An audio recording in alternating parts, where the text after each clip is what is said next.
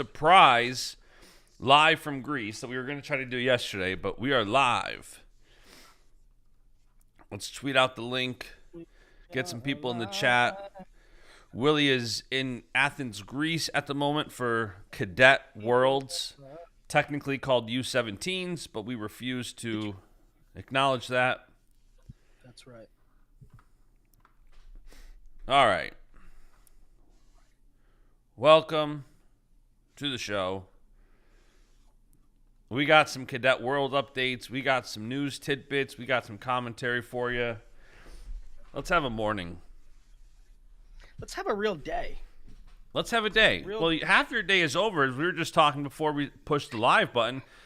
This might be our first international live show. We've gone global now. We're big time. We've gone global, and we're live from Athens, Greece. We're live from... I think you should leave the lantern on. Lantern? What I say, lantern? Leave it on. It shows you're working. This might be... I'm not sure there's a week where you work harder. Maybe NCAA week, because that's like one of the most grueling weeks of the year, but... Dude, nothing compares to international tournaments. They are a grind. I mean, they are all day affair. In the arena, it's worse than NCAAs. And like NCAAs, if you consider it, there's wrestling 3 days. If you consider the day before, 4. This is freaking 7 days of just grind. And it's also full of inconveniences because, well, I mean, first of all, you have the different styles, right? Then you have repechage, and these guys are going here and these guys are going then, and then draws come out for a different style, and then there's all kinds of crap going on, and you have to take a freaking bus to the arena, which is 45 minutes away, and your cell phone don't work, and it's hot, and people from Georgia smell, and like you have to fight to get on the bus, and fight to get off the bus, and you don't know where to get water, and nobody speaks the language. Europe's still figuring. I'm telling you guys, Europe is still figuring some stuff out. It's pickup trucks and ketchup. You will not see. Your testosterone level drops immediately when you come over here. I mean, there is no.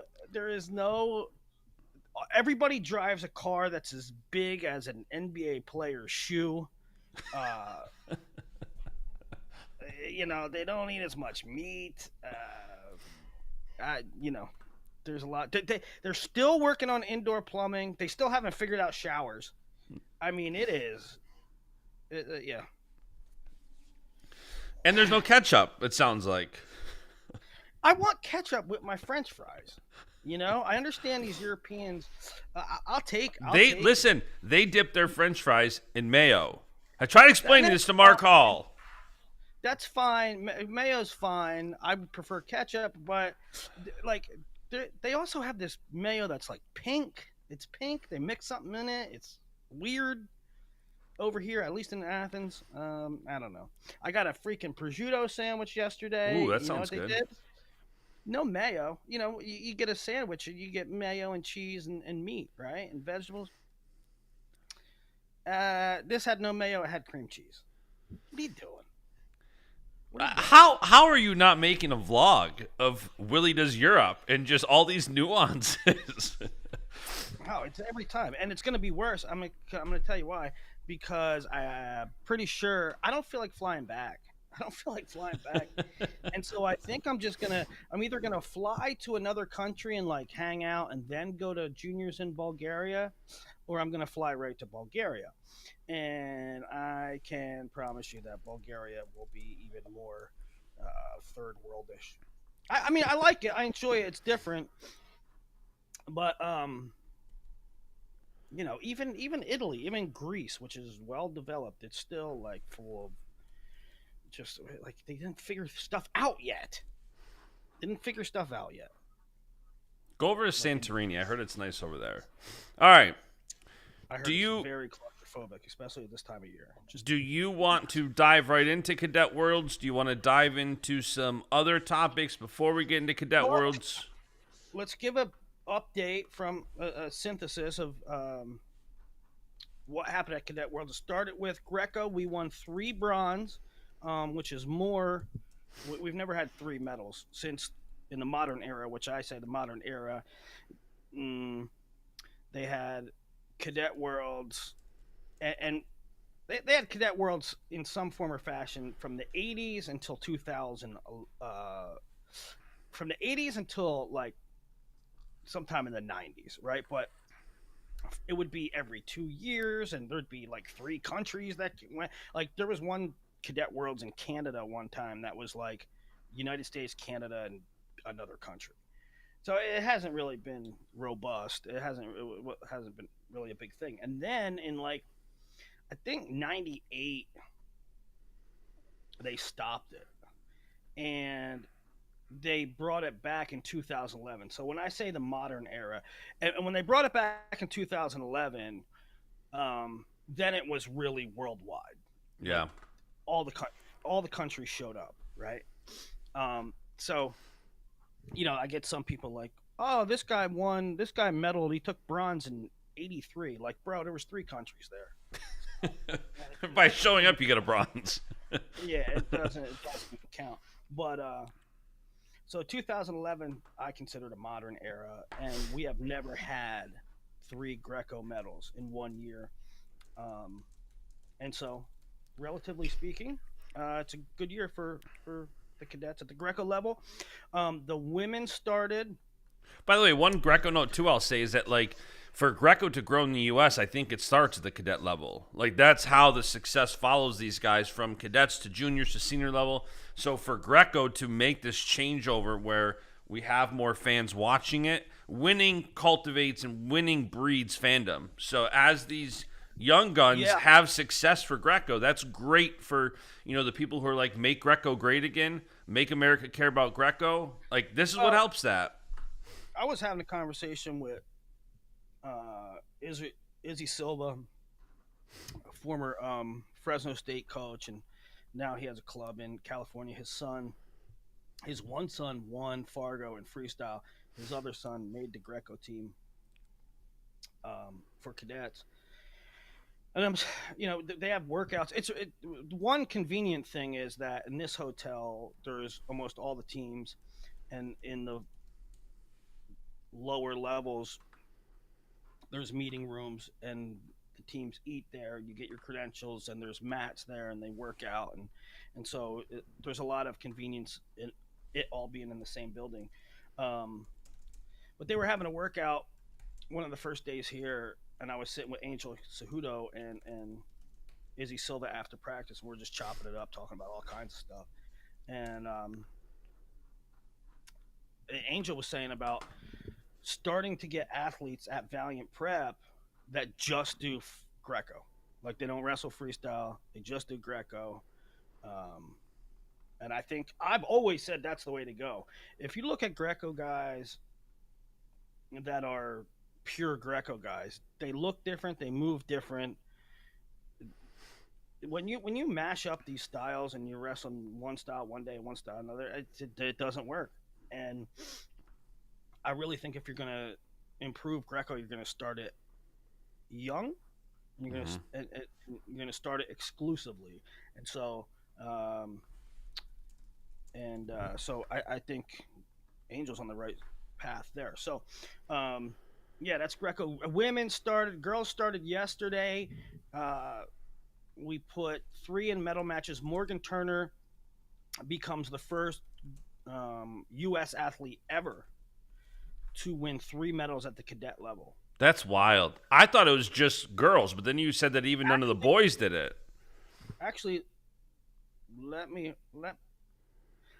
she's tied for 3. I think I know in men's freestyle, no wrestler has ever won 3 cadet medals. So she might be.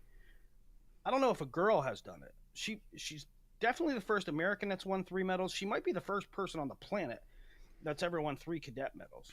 She's certainly first American. And she was I mean, she there was was only, what? She was gold last year, and now she's in the finals again, so it no, could be a back to back.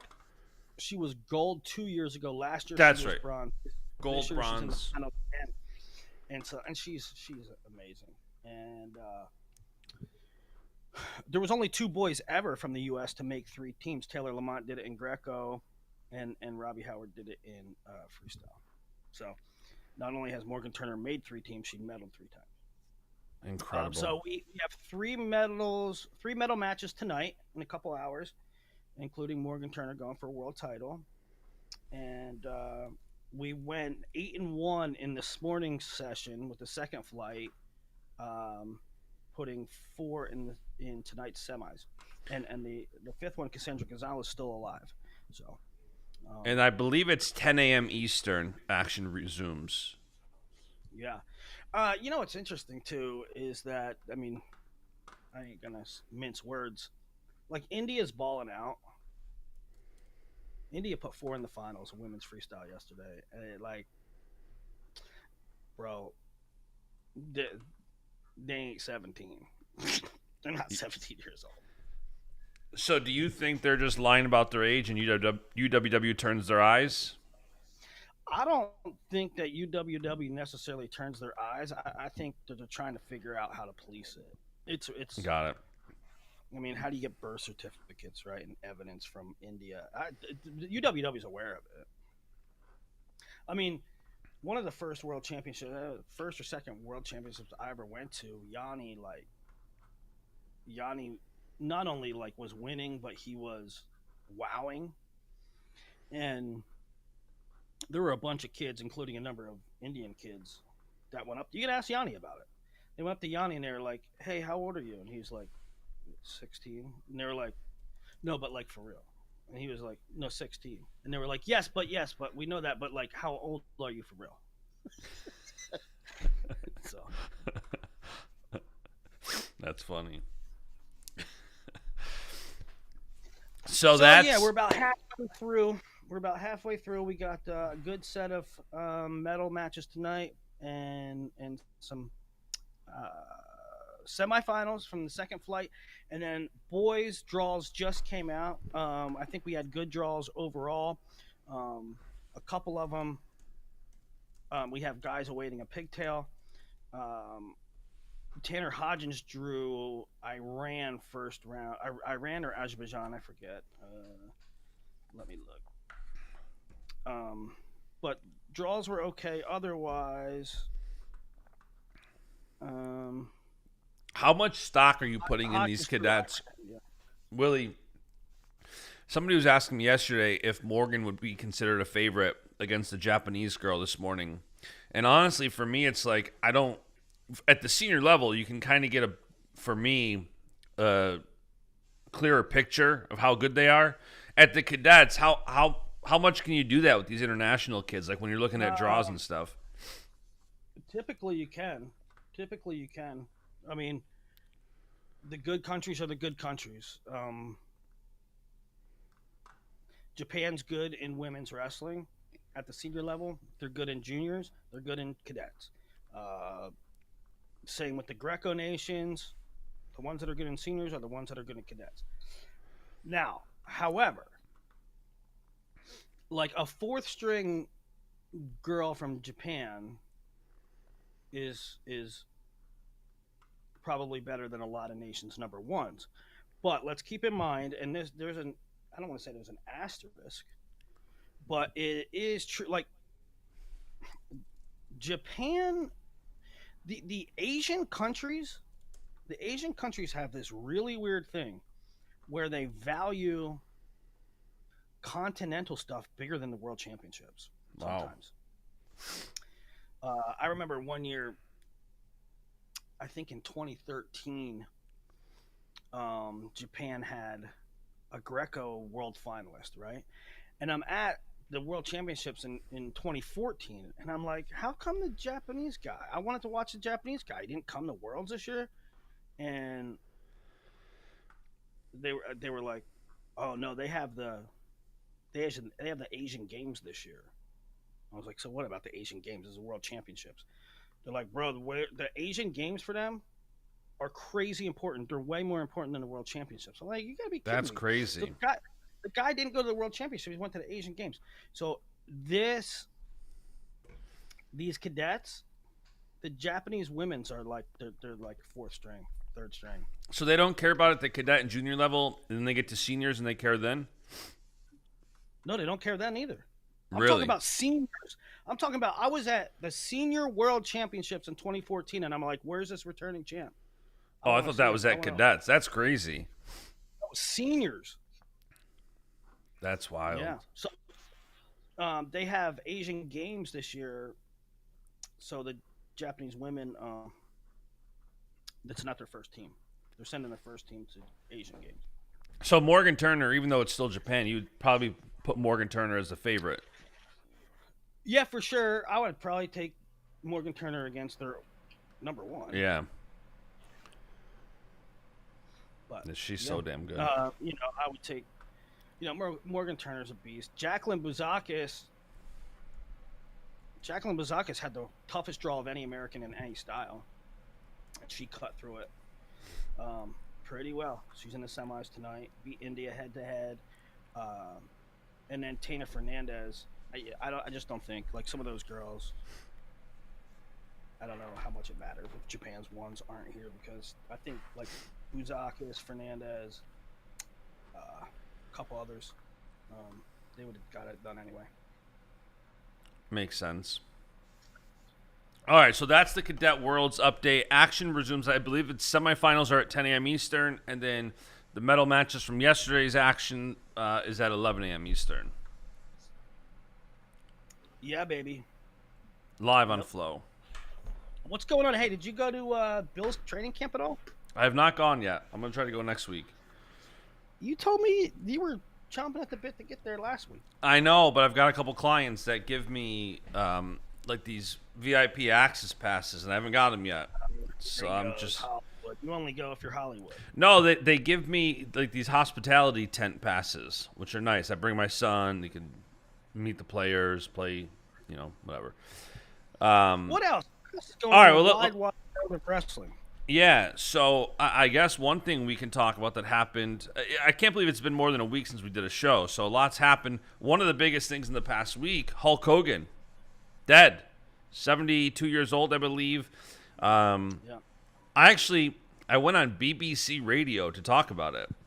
They reached out and said, we want you to come on and talk about it, so I did, and I talked about the crossover between growing up a WWE fan and then, covering Olympic wrestling and him wanting to get involved in freestyle wrestling. And, he did some interviews over the past couple of months where he was pretty candid. It's like, you know what? I didn't wrestle, but man, these amateurs, quote unquote, are so damn good, and it's time to give them a platform.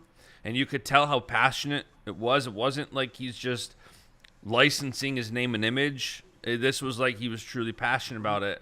And obviously, growing up, Hogan was, I was born in the 80s. If you were born in the 80s, like Hulk Hogan was a mainstay. Even if you weren't a wrestling fan, Hogan was a celebrity, and he transcended, wrestling into mainstream. And he took it from, he took pro wrestling from little regional promotions to what it is today, where it's one of the biggest sports entertainment spectacles on planet Earth.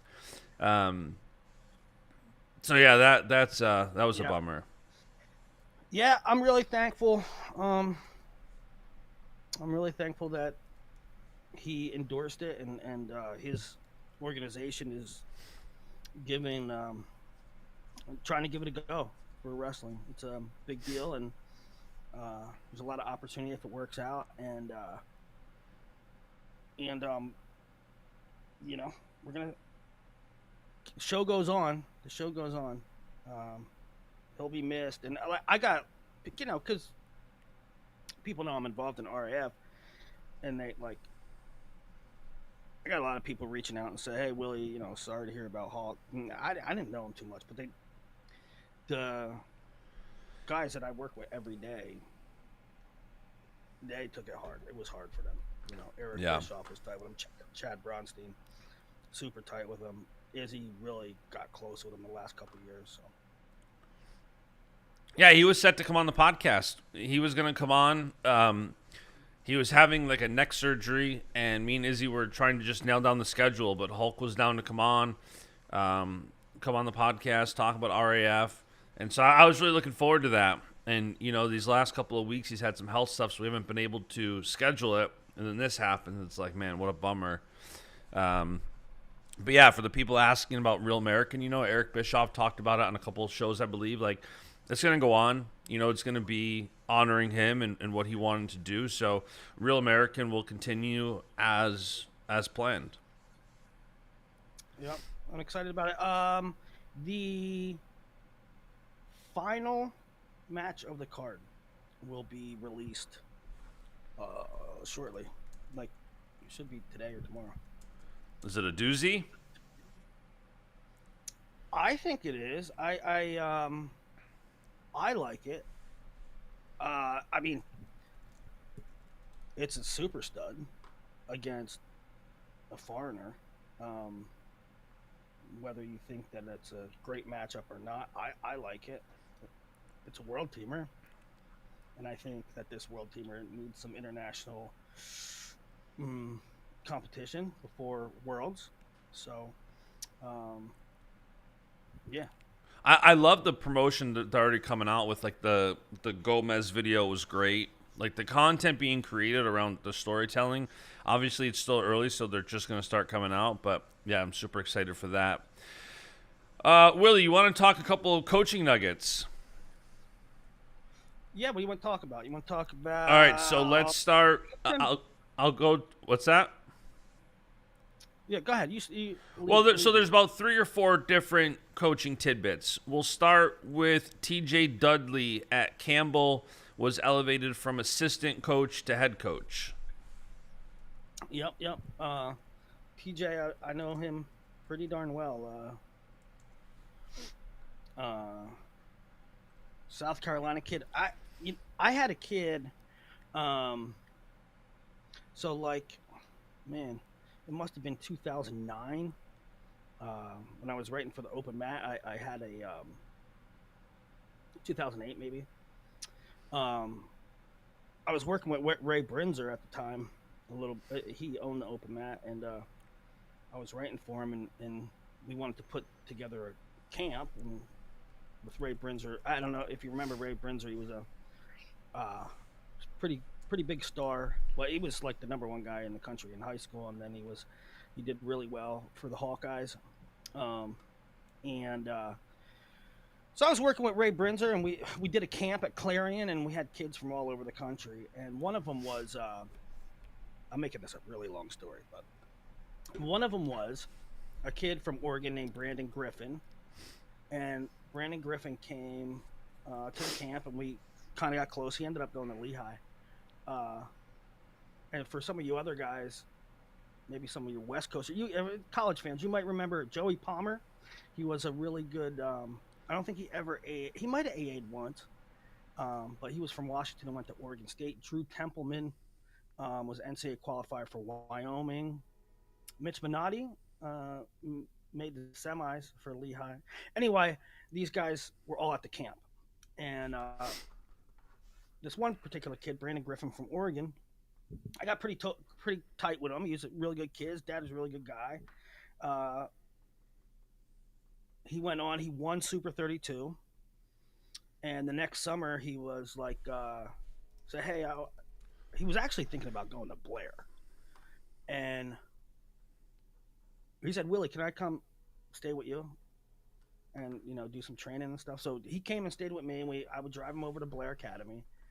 And he trained for a while and visited the campus, yada, yada, yada. So then the following year, or like a couple months later, I took him to, I didn't take him. He was at Super 32, but he didn't have any coaches with him. His dad wasn't with him. So I sat in the corner. I cornered him. And he's the returning champ. He's a returning Super 32 champ. So he makes the finals again. And he has this kid, TJ Dudley. And I frankly didn't know much about him. I didn't know much about him at all. And I'm at the time I'm doing rankings and stuff, right? and I didn't know much about TJ at all. And TJ beat Brandon Griffin, the returning Super 32 champ. He beat him rather handily, and he was committed to North Carolina at the time, or he committed right after that. I think he might have committed to North Carolina at the tournament, and then not too long later, he flipped and went to Nebraska, and he had a terrific career. Um, and then he coached a couple different places. I know he's at Brown and then at Campbell, and so I love TJ. Obviously, I love when TJ Dudley. well, anybody that goes to Nebraska, really, I end Yeah, up being Husker around Willie. a lot. Well, I go to Nebraska quite often, and so I love those guys, and so I was relatively close with TJ, and I think he's an awesome guy. It comes with its challenges, Um, Scotty himself said that it's a different kind of gig. You got to be able to fundraise. So in addition to being the head coach and wearing all the hats this head coach has to, he's going to have to fundraise a lot, and so it's a challenge. But we're obviously rooting for him. Yeah. All right, next coaching tidbit. So we touched on it briefly on one of our previous shows that Sammy Sasso was arrested, and right away it seems like Lehigh basically said, "We're walking back to hiring," and they kind of quietly got rid of him off their social, off the website, and so it kind of got out there quickly, like Sasso's no longer going to be coaching at Lehigh. What did you make of all that? Well, I don't fault Lehigh at all. Um, I don't. I mean, listen, Brad Dillon and Pat Santoro and Zach Ray, they're salt of the earth guys, and Sammy's a hometown kid, and uh, I don't think it's a, I don't think it's a situation where Sammy gets caught doing something and it's bad PR. So like, let's pivot. I think it's purely like every university in the country has a no drug policy. You get caught with drugs, you can't be employed. All right, that's the way I look at it. I don't know this for Yeah. sure, but I would imagine that's the situation, and I really feel really bad for Sammy. I don't think he's a great kid. He's a great kid. Yeah, I and a trust lot him of it, like and it everything. kind. Adam Terrapelli had a great tweet about this basically the state of our culture, where it's like somebody does something and they're guilty before there's even it's no longer innocent until proven guilty. It's guilty until proven innocent, and the charges seemed a lot worse than I feel like. I think Minio put out an update yesterday that he had his first court date, and already all the charges got reduced greatly.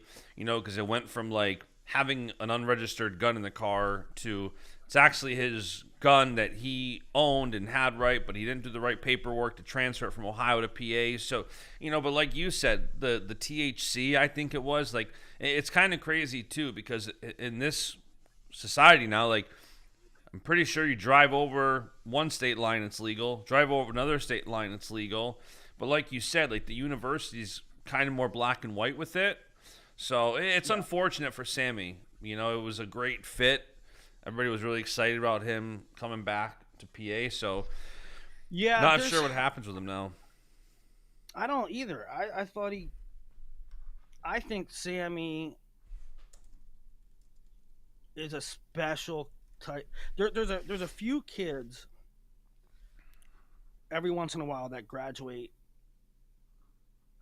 college, and I feel like as good of a wrestler as they are, they'll be a better coach. I feel that about Sammy Sasso. I felt that way about Jordan Oliver, um, and a couple other guys. And there's a lot of college coaches, assistant coaches that they had a good college career, and then they sort of get hired as assistant coaches, and I'm like, yeah, I don't think that guy's gonna be good. He got hired because he's a 4-time All American. I don't know how good Right. of a coach that dude's gonna be, right? And I won't name names, but I think they're like middle of the road coaches now, or they've come and gone, and I was proven correct in my estimation. Um, Sammy, I think, is a tremendous coach. Will be a tremendous coach. I think he's a tremendous asset. I think he sees things a little bit different. Same with Jordan Oliver.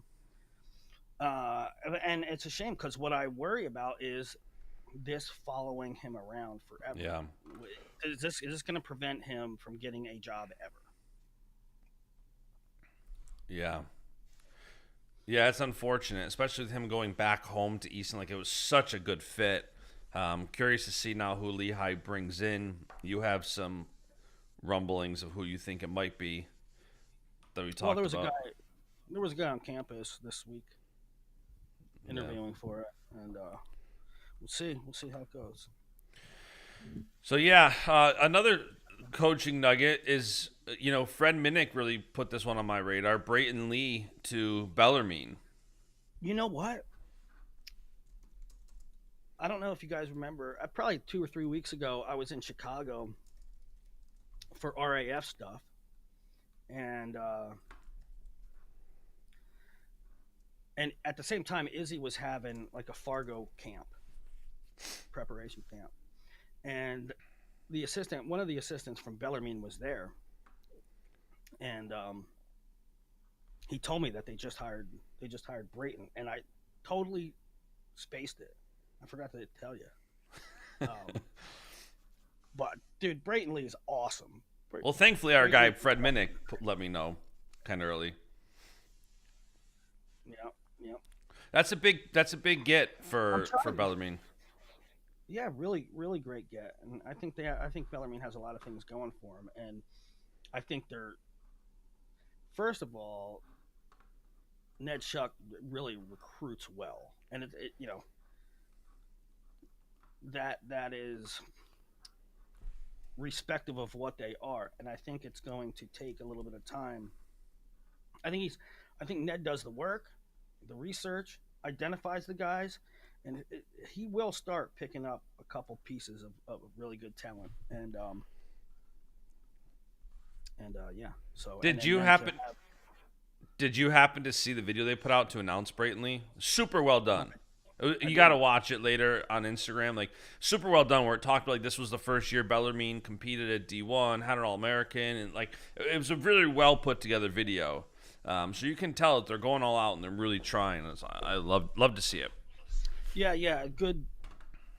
It's it's a sign. I didn't see the video, but it's a sign it's good coordination. I think Fred's coming to the first RAF. Is he? Here's a good Brayton Lee transition to the next topic, because I think that's most of the coaching news. Well, let's. I got to look at the chat. There's some guys saying some good stuff in the chat or asking some questions. Logan Lampier says PBR has set a precedent for world team format that RAF could follow. I believe they call it PBR Global Cup. RAF format set. It's going to be it's UFC style. It's you move up, you wrestle a match, you win, you move up the pecking order, and there's going to be rankings, and I'm going to do the rankings. And so you win, you move up, you lose, you move down until you get to the top, and then you get a title fight. Then you get a title match. And that's how it's going to be. And if you want to be the belt holder, you compete and chase it. There's the opportunity is there. So we're not messing with the format set there. Somebody said Jason Nolf potentially too as a coach. Yeah, clearly Michael Kemmer couldn't say a bad word about Michael Kemmer. He's a great kid, and you're right. He has all the makings of a great coach. What is preventing Oliver from securing a coaching job? I just don't think Jordan's settled on what he wants to do as far as does he want to fight? Does he want to wrestle? I mean, he'll probably make an appearance at RAF at some point. Maybe anyway. But he's fighting and believe me, Jordan Oliver has had a ton of coaching offers. I just don't think he's ready to call his competitive career, whether it's an MMA or wrestling. I don't think he's ready to call that a day yet. Is Henderson still at Lehigh? No.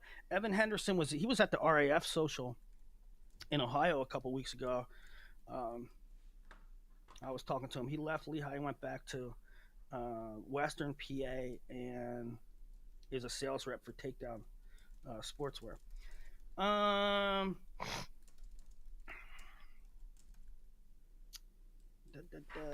what else? Yeah. Okay, now we're caught up. Listen about. There's another coaching thing. Binghamton's open, brother. So, it's going to be interesting to see. I know they had their first round. They had their first round of interviews, and then they're going to take. I think they had a heck of a lot of interviews. Like, I don't know. Am I making this up? I want to say like 7. They had like Wow. 7 candidates, and I think they're whittling it down to a final 3 or 4, and then we'll see. Love that. All right, so my Brayton Lee transition was going to be Yeah. kind of a surprise. So we don't often hear entries pretty early, and USA Wrestling last week puts out a squad heading to Poland to compete. And I'm looking at the entries, and one stuck out greatly. So you got Devin Turner at 61 kilos, Brayton Lee at 70 kilos, hence the transition, 74 kilos Joey Blaze, 79 DJ Hamidi, 79 Simon Ruiz, 92 Dustin Plott. Also, 61 kilos Vito Arujau. And I'm like, well, that doesn't really make sense to me.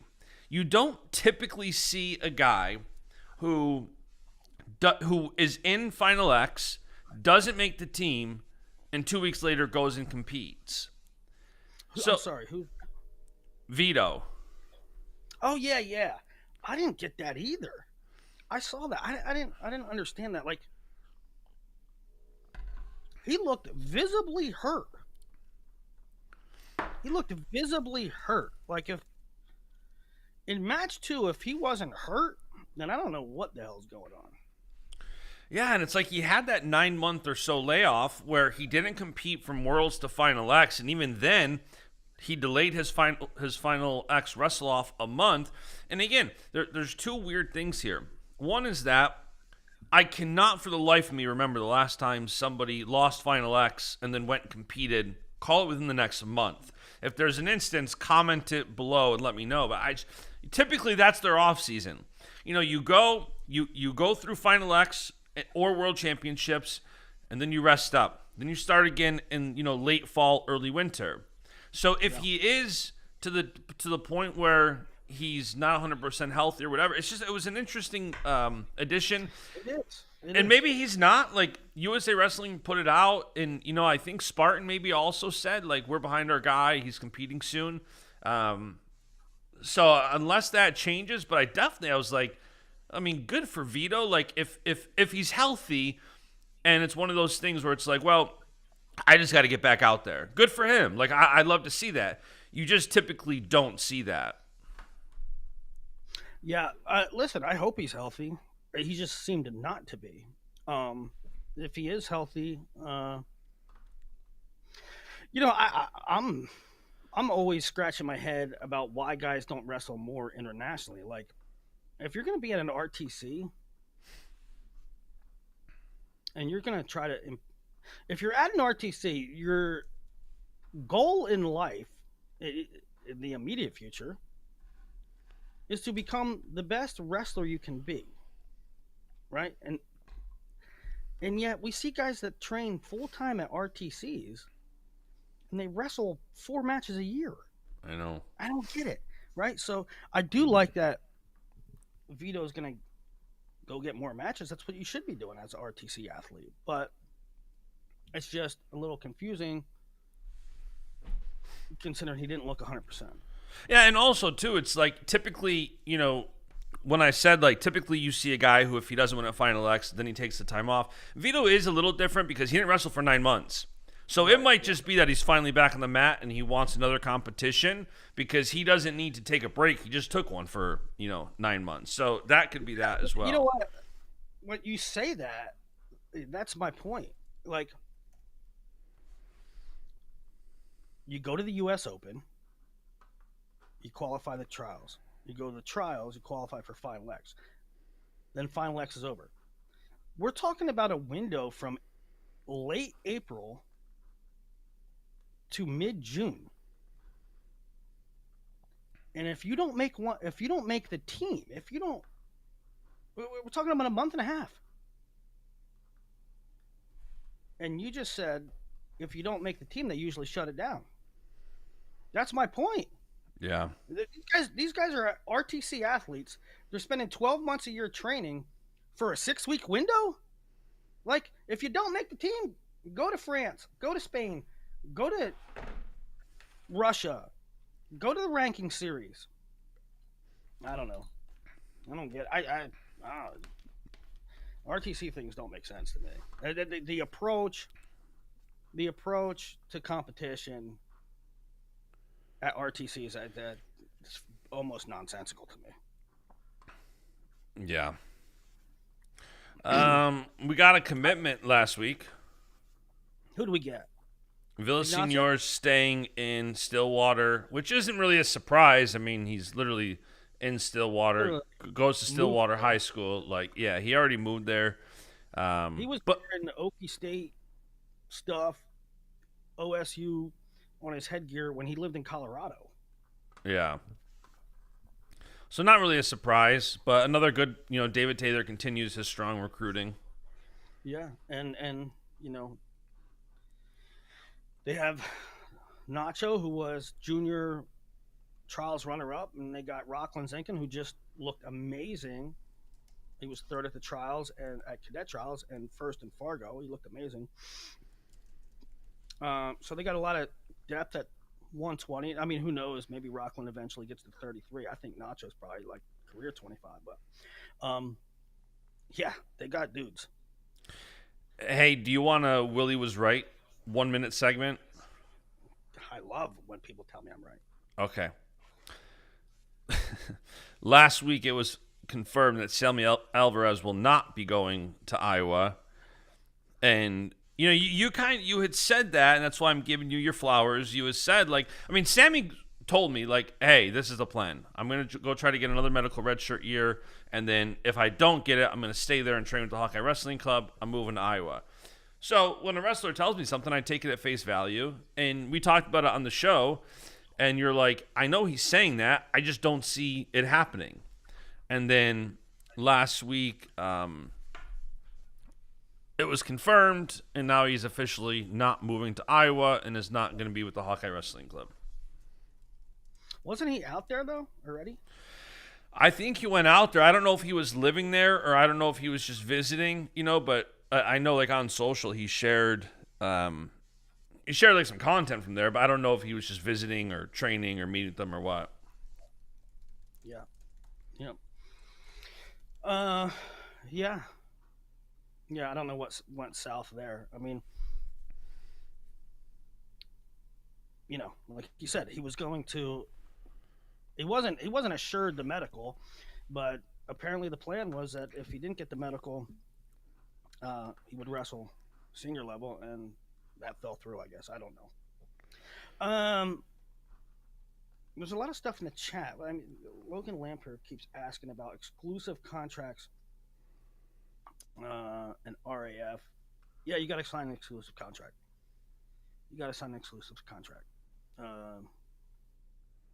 Which makes sense. I mean, you don't want a guy who. Yeah, Bo Nickel doesn't count. Bo Nickel, I mean, UFC is not wrestling. Yeah, it's an exclusive wrestling contract. It's not an exclusive combat sports. Yeah, the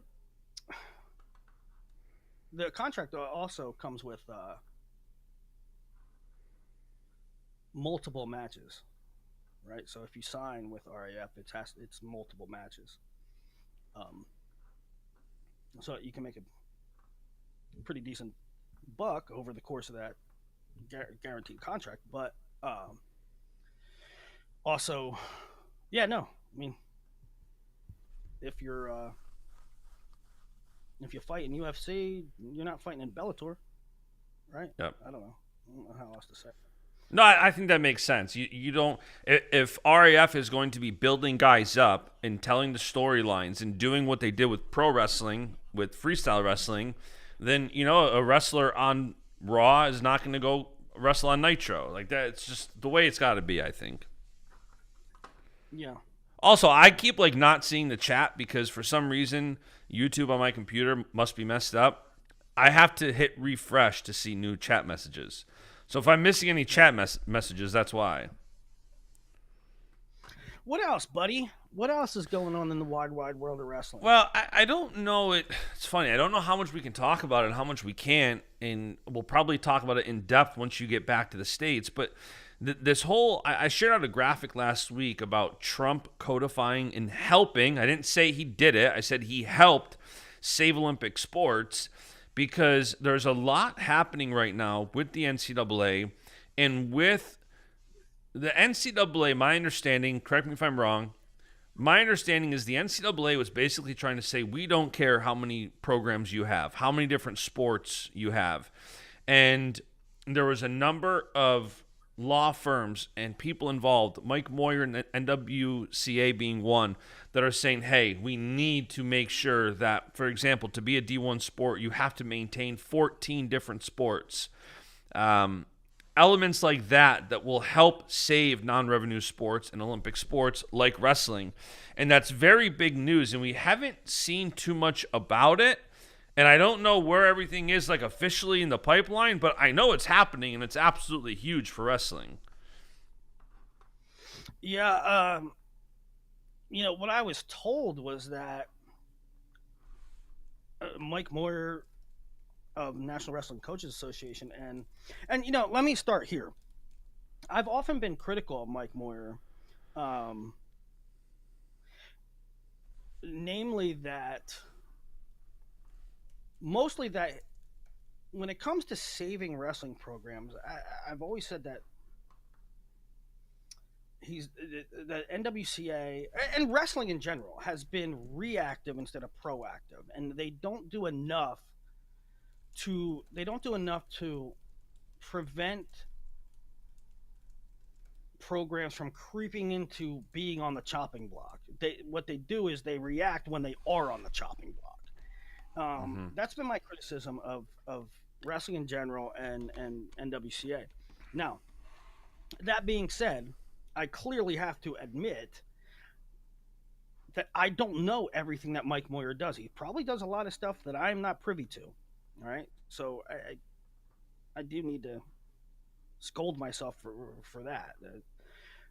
Now, this one is a very proactive sort of measure, and I think he's working with Trump. And what I was told is that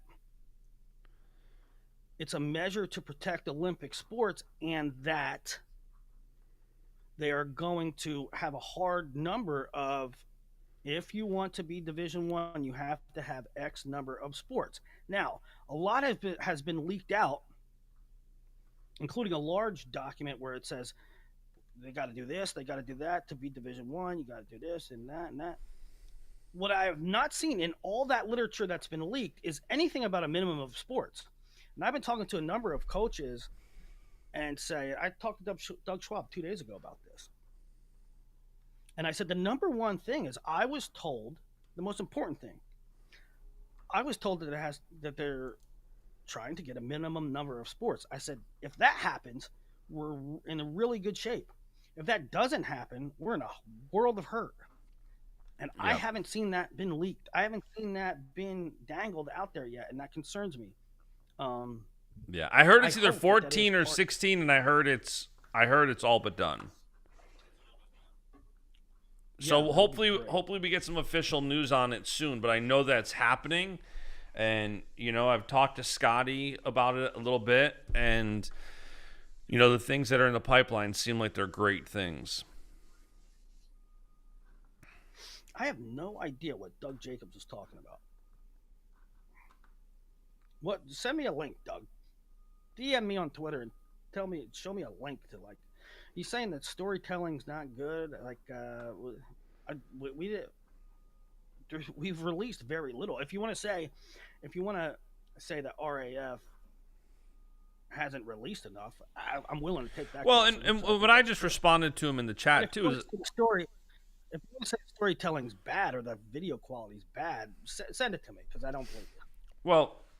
What I responded to him was, he said RAF's marketing storytelling is pretty terrible, and that's what they said we're going to change the game. Well, for one thing, we're still more than a month out, or about a month out now from the first event. These next 30 days are critical. These next 30 days, watch and then judge. This is when it gets. These next 30 days are what's important. There's certainly room for criticism. There's certainly things we know we got to button up with. Frankly, my role might be changing within the organization. We're new, right, and we're figuring it out. So you can certainly, I'm not against criticism. I criticize us ourselves. We know we have to do certain things a little better. That being said, the storytelling is not one of them. I mean, the production value leading up is going to be phenomenal. I'll tell you that right now. Hey, Willie, there's 2 screenshots in our show notes doc. I see what Doug Jacobs is doing. Doug Jacobs is just being a jerk off. He's just being a hater. So that now it makes sense.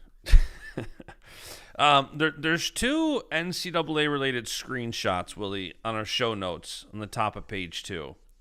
Do you want to dive into either one of them? In our notes. Let me check our notes. Oh my God. Yeah, let's dig into one. So Peter Nakos tweeted. From On3, so big journalist. Rutgers and other institutions in New Jersey are now have a competitive advantage when it comes to paying athletes and circumventing punishment from the NCAA and the CSC.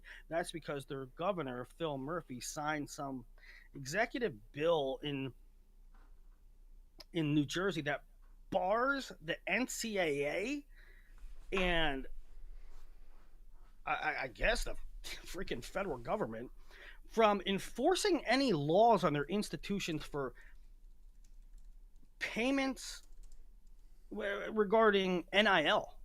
So they're saying Phil Murphy is trying to say, hey, we'll do what we want. We'll pay what we want. And we ain't going through no clearinghouse. And we ain't if Johnny from the freaking union down the street pays some guy, throws a bag of cash to a freaking basketball player, leaves it on his doorstep, you ain't nobody enforcing that. I don't understand. Fuck off.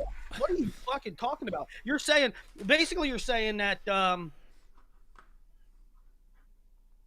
you're not abiding by any rules? You're just gonna have your own racket?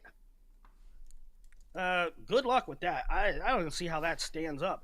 And if it does stand up, the whole freaking thing falls apart. That'll happen in every fucking state in America.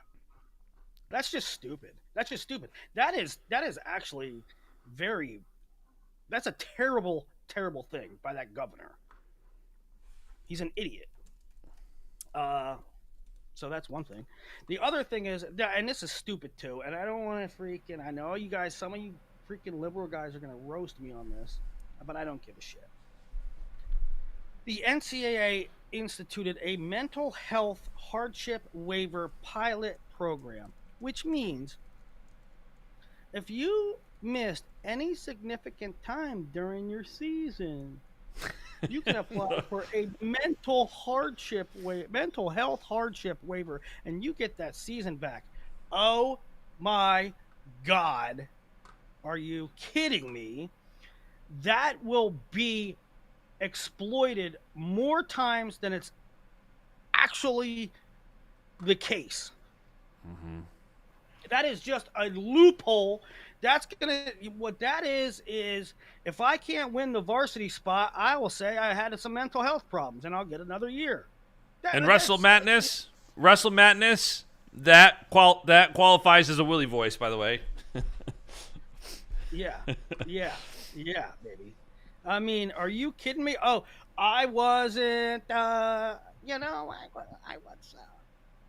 I didn't win the varsity spot. I was the backup point guard.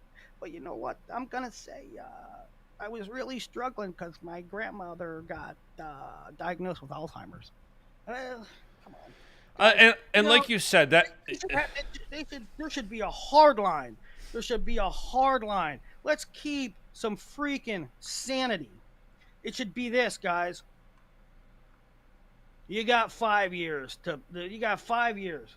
You got 5 years to participate. You graduate. You have 5 years. That's it.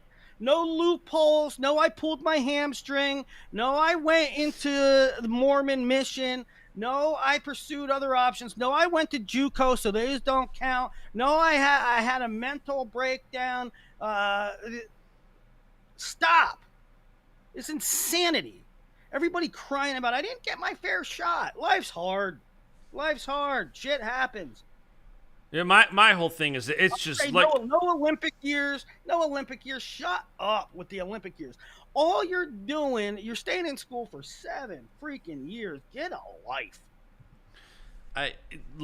my initial reaction to it when you sent me it was the exploitation of it is going to be bananas. Like you said, It's going to be exploited. It's going to be exploited 100 times for every one time it's actually the case. And here's what is the impetus for this rule? I am not poo-pooing on mental illness. I am not poo-pooing on mental health. I get it. And it's a rising occurrence. But it's going to be bastardized out of proportion. And here's the pudding. Proof's in the pudding.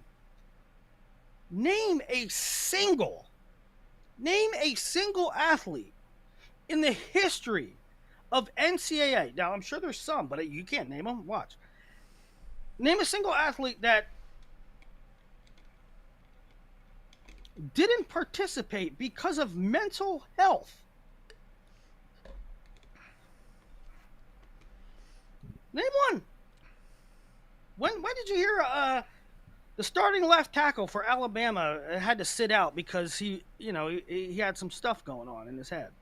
When did you hear about the starting 141 pounder for Oregon State? He's missing this year. He has to figure some stuff out. When did you ever hear about this? And now they're instituting a policy? It's never happened in the history of the NCAA. Well, we need a new policy. yeah, I don't. I understand, or I think I understand where they're trying to come from. Like you said, with the rise of mental health, and I get that.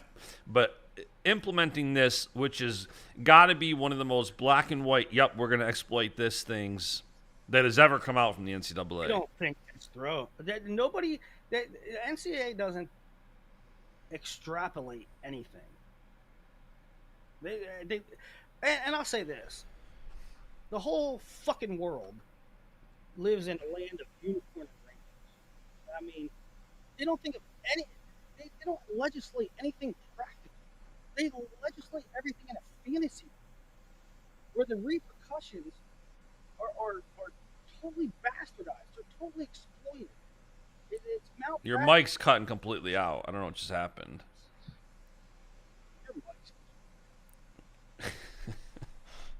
You hear me now? Now I can hear you, yeah. Yeah, no, you're not wrong, William.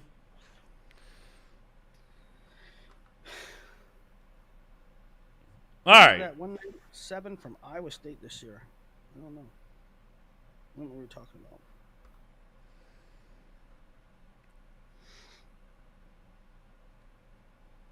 All right, that's all my notes for today's show. Do you got anything else? I got nothing else. I got to get over to the arena. I'm telling you, it's a hassle.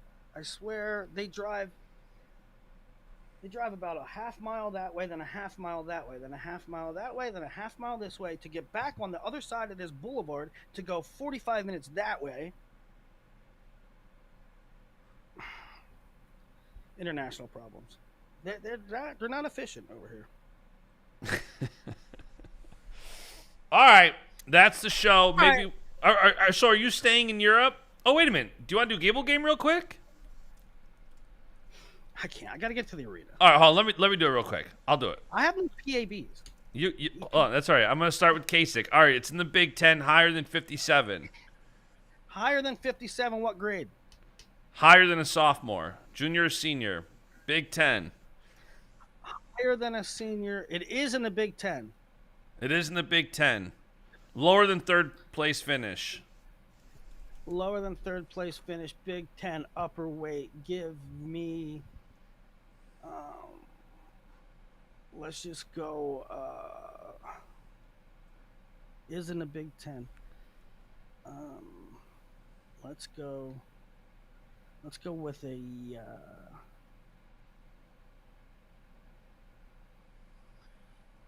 Hey, what if they transfer? What if they were in the Big Ten? Like what if it was Max Mayfield? I'm going Isaiah Salazar because you're taking too long. Okay, no, so it's got to be a junior. Junior 197-pounder from the Big Ten. Junior 197, Big Ten. Did not place. A junior Big Ten did not place. Evan Bates.